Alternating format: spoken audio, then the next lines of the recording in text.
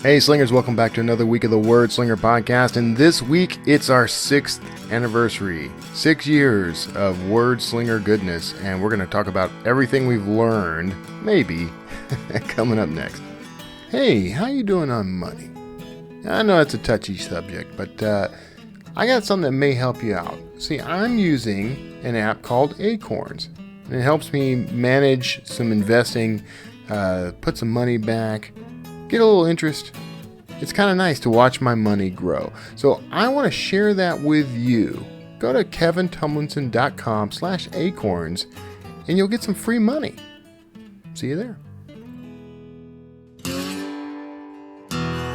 It's the Wordslinger Podcast, where story matters. Build your brand, write your book, redefine who you are. It's all about the story here. What's yours? Now, here's the guy who invented pants optional, Kevin Tumlinson, the Wordslinger. Wordslinger. Well, I am Kevin Tumlinson, the Wordslinger, and have been, for as long as I can remember. But for at least 6 years, according to anything you would know, really. Yeah, it's hard to believe. 6 years. We've been doing this show for quite a while now. When I started this, the whole point of the show really was to, there were two things. One, I was looking around the landscape and I saw plenty of people doing podcasts. I was listening to the self-publishing podcast guys. I started listening to Joanna Penn. I started listening to Simon Whistler when he still had the Rocking Self-Publishing podcast. It was, it was an interesting landscape at that time. We were still sort of Wild Westing it. In a lot of ways, we still are as indie authors. We're still kind of figuring things out as we go, adjusting as the industry changes, figuring out ways to, make things more efficient, make our workflow more efficient, new ways to market. This stuff is in a lot of ways it's the same as it was back then 6 years ago, but today we have even more resources. We got so much more going on. It's just incredible.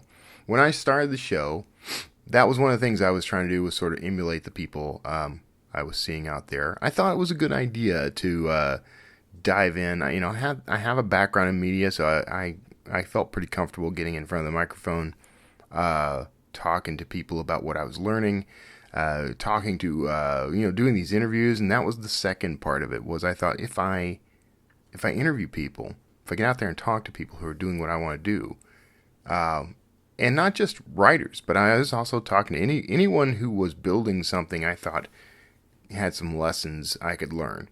I used the show as a platform to do that and to grow. And I will admit there was a part of me that hoped that people would discover this show and go off and rush out and buy my fiction. That did not happen. But that's okay, because the show itself brought me so much value. It's really hard to argue with the success of it, honestly. There are definitely podcasts that get more listeners, podcasts that are higher ranked in certain services. But I feel like I've achieved a lot of what I was trying to achieve, and maybe even more than I was trying to achieve, with the creation of the show. It's been just truly a blessing in my life. And what I'm hoping is that it's also been a blessing, in the lives of you and everyone around you, all the people that are listening to the show. And not just the people who are listening. Here's where things get wacky. I'm also hoping the show has had some kind of positive impact on just the world. As you get out there and you listen to the things that I am saying and the people I'm talking to, and you hear what is to be learned, you take that and implement it in your life, and I'm hoping that it impacts the lives of those around you. That's kind of a lofty goal, I know. Maybe it's a little out there. But it's been like that though since, I mean, and it's definitely, so because of the impact the show has had on my life, it's definitely impacted the lives of those around me. Thanks to Wordslinger Podcast, I've actually had the opportunity to do things like, I connected with Drafted Digital through this show. I've made contacts in the industry that have become close friends. I've, I've expanded my world quite a bit. And through that, my wife has benefited from that. My friends, the people, my coworkers, everybody in my life has felt the ripples of that. So to me, this has been an amazing experience. Now, I don't want to just, I kind of teased a little that I didn't organize anything. So that's why I kind of hedged at the end there. But I did want to kind of go back over some of what I've learned as a result of the show, over the years. All the things that I sort of cherish about my career, about the work that I do, they did stem from what I was learning here. And a lot of it has just been exposure to new ideas. I am so sorry that I keep clearing my throat. I need to take a swig of water. Let's try that. See, I have a hydro flask now with a little straw. So it doesn't make anything any easier, I guess, for these like quick sips. So the things that have been important to me. One, something you should take with you is the idea of making connections and becoming a part of a community. There's actually kind of a two-part thing. Making connections is important. Not you want to make connections within the community in which you are interacting. And in this case, the indie author community. You want to become friends with people who write in the same genre, people who maybe don't write in the same genre, but who share your vision of the future for your work. People who are on the same page as you, really. You want to connect on that level. You also want to connect with people who are on a level or two above you. And not in a, hey, lift me up kind of way, but more of a, how can I help you grow? That's something I've definitely taken from this show. If I can reach out to someone who's had a little bit more success than I have and find ways to help them grow, they are going to be far more inclined to help me in the rough patches of my career, help me solve the problems I'm having. It's really it really does come down to a sort of give and take, and it should be more give than take. That's something I have definitely learned over the years.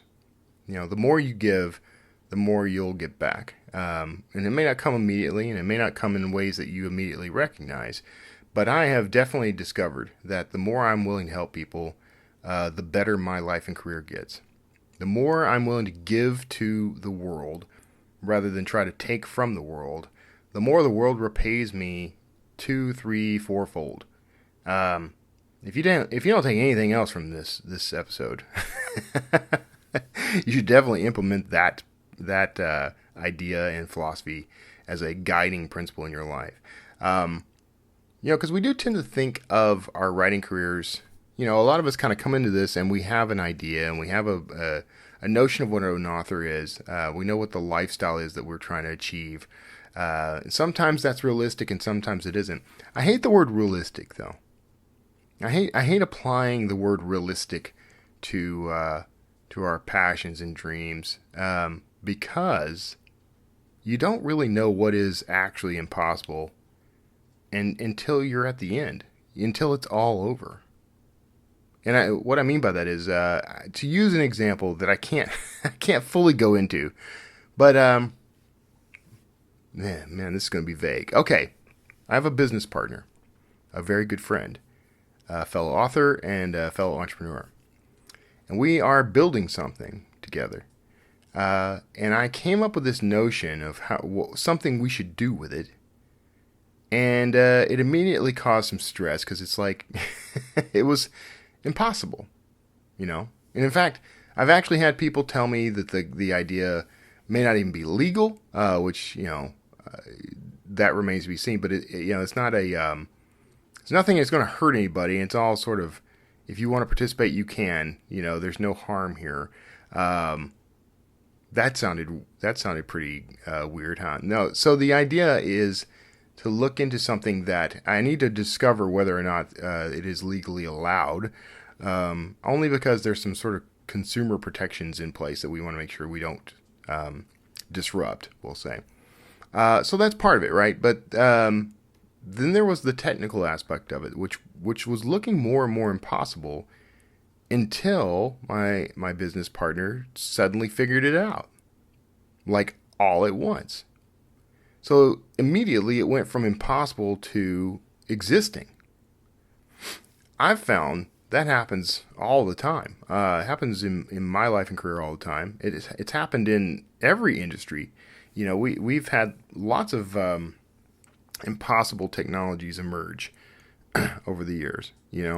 At one time it was going to be impossible to get a computer, smaller than the palm of your hand, and now a lot of us wear one on our wrist. The Apple Watch is probably one of, if you were to transplant that into the 60s, it would be the most powerful computer on earth. Can you even imagine that? So, man, time travel is going to be fun.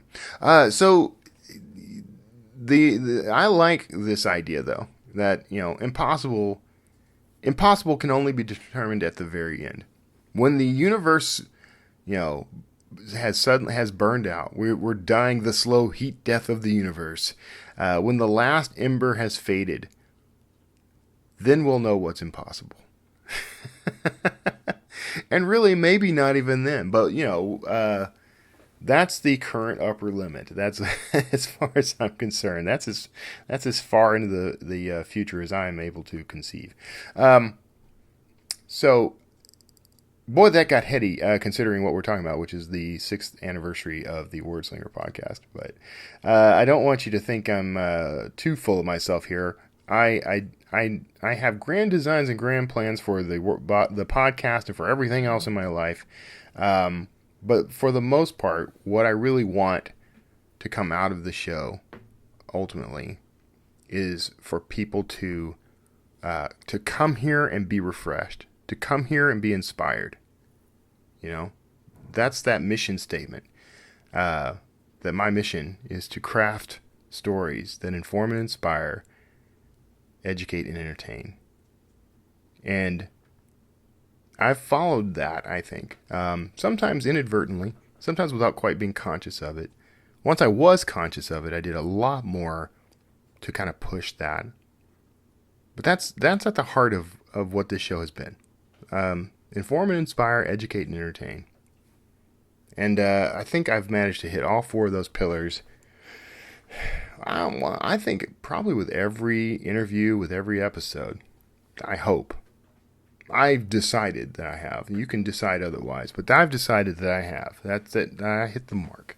And that was my mark for success, which means the show has been successful since day one. Now, there are metrics that I would like to meet. I'd love to have 100,000 listeners, for example. I'm at about maybe around 50,000 now. I would love to have, all kind. I'd love to be invited to speak, for example, because of the podcast. I get invited to speak quite a bit, but it's all author centric, But I would like to talk on other topics, and I think the podcast opens the door for that. And that's a goal I have for the show, to be regularly invited to make appearances and speak. That's part of my metrics for success. There's a lot I'd like to seek. And one of the things I need to do personally, and you should do this too, is sit down and map out exactly what it is I'm trying to accomplish. In terms of the show, I need to map out what's the end game for the show. What is the ultimate goal of Wordslinger Podcast? Where do I want it to be in a year, 5 years, 10 years? I always rolled my eyes when people said things like this. The whole goal-setting thing. But the truth is, it's really just about determining what you want something to be so that you know how to put the work in to get it to where you need it. I mean, that's what life is, really. Otherwise, you're just kind of meandering with no real guidance. By the way, I want to read. I pulled this up earlier, and I have a review for the show, and I think it's appropriate to have a review on the 6th year anniversary of the show. This was a 5-star review from Badge Daddy, who is from Australia. Now, this was on August 14th, and I've been at conferences, etc. since then, and haven't been able to record anything and read this. But Badge Daddy gave me 5 stars on Apple Podcasts and says, highly recommend listening to this podcast, especially if you're a writer or interested in the industry and the craft. Concise, professional, positive, and thorough in all aspects regarding writing. Truth and wisdom abound from both Kevin and his guest speakers. No BS, just everything writing. Subscribe, subscribe, subscribe. I agree with this sentiment, Badge Daddy. Thank you. Thank you for supporting me and for sharing this. Thank you for the review. If you're listening and you've enjoyed the podcast or learned something from it, I would appreciate reviews like this. And as you can tell, I'll try to read them when I can find them. The service I use to scrape these doesn't always come to me very quickly, but when they come around, I try to make a little celebration of them. So, and what I love is that it sums up what I've always hoped would be the way this show is thought of and remembered. That it's concise, professional, positive, thorough in all aspects regarding writing. That it presents truth and wisdom. This is what the show should be. This is what it is meant to be. And so I pray that you, listener, feel the same way about it. So it's interesting to me, the shows that get the most positive feedback are often not the interview shows, which I think is interesting. I used to not do a lot of solo episodes until fairly recently, when I decided I needed to start splitting the episodes in half. I used to do an hour-long show, and it was interview format followed by me, doing this, talking to you. Sometimes I tried doing news segments. I've done this off and on. It is very difficult to kind of keep track of everything, keep everything spinning. I keep threatening to get some assistance with it, but I feel like, I don't know, I worry about losing some of the intimacy of the show. Like, I like the idea that it's me and you, wherever you happen to be. You're on a jogging trail, or you're driving, or you're sitting at your computer, or you're in your kitchen making breakfast or lunch or something. You and I are hanging out and enjoying our time with each other. There's an intimacy there that I think benefits both of us, It benefits you, I hope, in that you're learning something useful for your career. And it benefits me because I know someone's out there listening. I know I'm being heard, that the things I'm learning and sharing are valuable to people. So, more brass tacks type stuff. So, as writers, here's some, let's try to round this up with some advice on your writing career. I know it can be a struggle. One of the challenges of being a writer is being solo, right? Being by yourself all the time. You feel like it's all up to you to get this book done. Writing is more of a team sport than we sometimes think that it is. To be successful at this, it does require more than just you. At a minimum, it requires you and a reader. So that's, ideally 2 actual human beings right there. But in addition, there are people kind of in the process, in your workflow, that you may not even think about. So if you have someone who designs your covers, that's another person. If you've got someone who does your editing, that could be several people.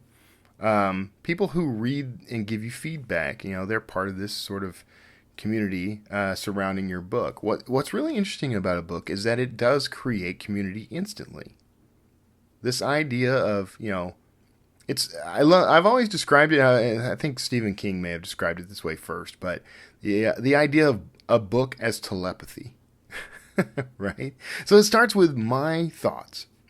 And I transmit those thoughts through gestures, either basically little twitches of my fingers, striking the keys of a keyboard, translating my thought into symbols that are then transmitted digitally in 100% of the case, really, in one way or another, to the reader. Transmitted over space and time. You could be right now in Australia and reading something I wrote. And there is no barrier between my mind and yours at that point. There's nothing that is preventing us from becoming a community. And then if you like what you read and you share it with others, you're expanding that community. Those ideas go out there and influence others. How powerful is that? That alone is reason to get up and do it every day, right? That idea alone, that you are creating a community that can expand outward and have an impact on the world. I mean, the world has changed, has been, revolutions have begun with exactly that idea, with exactly that notion. That, the power of someone's mind influenced the power of another person's mind, and that person's mind influenced the power of another person's mind. We are a species that evolves by ideas. We evolve through the power of story. No matter what form that story takes, we are a species that ingests and digests and utilizes story in our own growth and in the growth of our communities around us. So, what a powerful thing. And that, at its heart, is also what Wordslinger Podcast is. It's the changing of the world, the evolution of the world through story. It's the most powerful thing I know. I know I make a lot of jokes. There's a whole gag built right into the opening sequence of this show. The guy who invented Pants Optional. I should tell you, by the way, this is 6th anniversary. There's things you may not know. The opening for this show, the theme song, the announcer, the bridge music, the in-credit music, everything, all the components that make up the sort of wrapper of the show. So I actually got that stuff on Fiverr. I think I spent a total of $25 to get an original theme song, which he threw in a bridge and an outro. Or really, he threw in 3 tracks is what he did. And I used those 3 tracks as the intro, the bridge, and outro. The announcer was a guy who did radio work. He was a radio announcer. He was also a news anchor. He, unfortunately and tragically, passed away in 2015. Not too long, a couple of years after the show started. I did not find this out until I went looking for him because I was going to change my intro slightly. I'd still like to, but there's a part of me that wants to hang on to the original announcer because I as a way to honor him for what he's done. Because, whether he realized it or not, for $5, he has contributed to something that I believe has had a really positive impact on the world. So as a way to sort of honor him, I didn't want to just replace him as the announcer. So I've kind of lived with, I say lived with, I'm perfectly fine with the intro as it's read. But, there was one little tweak I wanted to make. And maybe it wasn't worth making, Maybe sometimes it's not worth trying to improve on something. Sometimes imperfection is every bit as powerful as perfection. Maybe even more so. So, anyway, we'll see what time brings us. I've known for a couple of years now that he had passed away, but I'm happy to leave his voice out there so that he's remembered. It's an odd sort of thing, but every time I listen to the show, every time I record one, I listen to that intro, and I know that guy was just earning an extra $5 at the time. He had no idea what kind of influence he was going to have. And to me, there's a sort of meaning in that. Like there's a lesson to be learned from that. You know, I've written stuff that was kind of a throwaway thing, even as much as like a tagline, you know, a tweet. Nothing I was really even thinking about, and yet somehow it resonated with someone. And the stuff that I write on purpose, you know, that stuff resonates with people. So the things we create in this world, they're important. The stories that we tell are important. They matter, just like the people who receive them matter. Anyway, I know I'm all over the place here. I'm very moved today.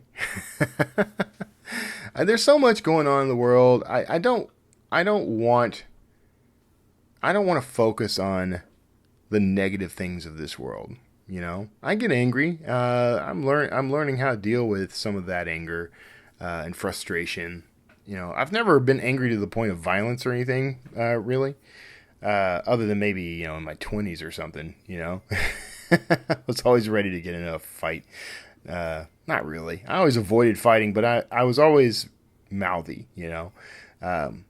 Not just speaking to power, but also speaking to people. You know, I did not treat people very well, I think, in my 20s.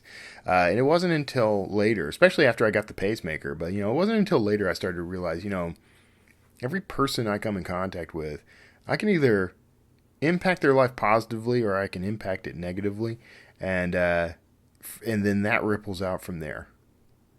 And the last thing I want, the absolute last thing I want, is to, through some sort of butterfly effect, be responsible for some negative impact in the world.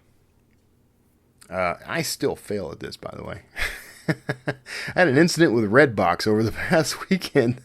Redbox, which I do not use, has charged me 5 times over the past, since November of last year. And no matter what I do to block them, they've managed to find a way to get the money anyway. Thanks in part to Visa's Visa account something, VAU. I forget what it stands for right now. Has allowed them to charge my new card, even though I canceled it to prevent fraud. That's a whole other story. And if you want to find out about it, go on Twitter and look up my recent tweets, because I was not nice to these people on the phone or otherwise. And as I told the guy who eventually called me and did actually help resolve this from Redbox, I am 80% sorry for what I said. Sometimes you just gotta get pissed off at people. Anyway, I think the meandering, wandering point, the diatribe point that I'm trying to make is, one, I am so incredibly grateful to you and to everyone else who listens to this show. The kindness you have shown, the support you have shown, I can't even express how much you personally, have impacted my life. Just incredible. Just absolutely incredible. 2, I want to convey my feeling that the secret to success in life is this gratitude, this dedication to create something good in the world. As Tony Robbins would say, you know, to be obsessed with what you're creating. To be obsessed, to learn all you can, to grow all you can, and to share all you can. Those are the things that will make you successful. You know, give to get. Jim Rohn's quote, the one I use often, is that you can have everything you want in life if you're willing to help enough other people get what they want. I firmly believe that. The other philosophy, the other mantra I live by is fairly recent, but I believe it. And that is, everything is always working out for me. And likewise, everything is always working out for you. Even the negative stuff. Even when things make you angry, sad, depressed, you know, make you rethink all your life choices. If you can come to a point where you earnestly and honestly believe that everything is working out for you, that changes everything about how you live. It changes the meaning of everything. When something negative does happen in your life and you have negative feelings and you get angry and you react in a way that doesn't make you proud and wouldn't make your mama proud, you can still look at that and say, something good's coming from that. It will benefit me. In biblical terms, there's a biblical passage that says, God is saying that I have plans to prosper you and not to harm you. Whatever your faith, whatever you believe, I hope that you'll take away from this show, from everything that I've done. I hope that the takeaway, at least in part, can be that you are not alone, that you are cared for, and that you are loved, and everything is working out for you. Everything will work out for you.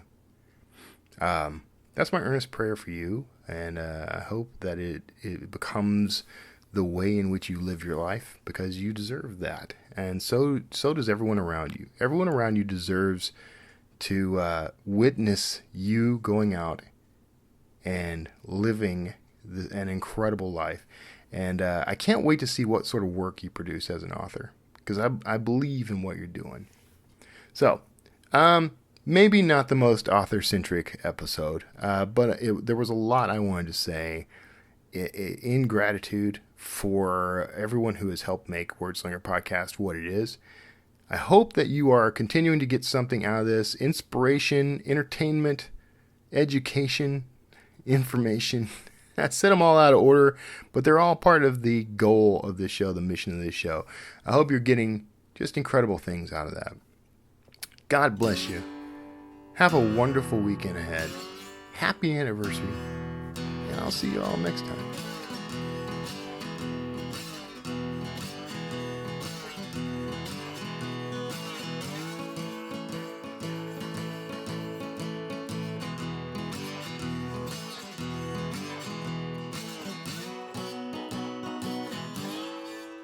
Wordslinger.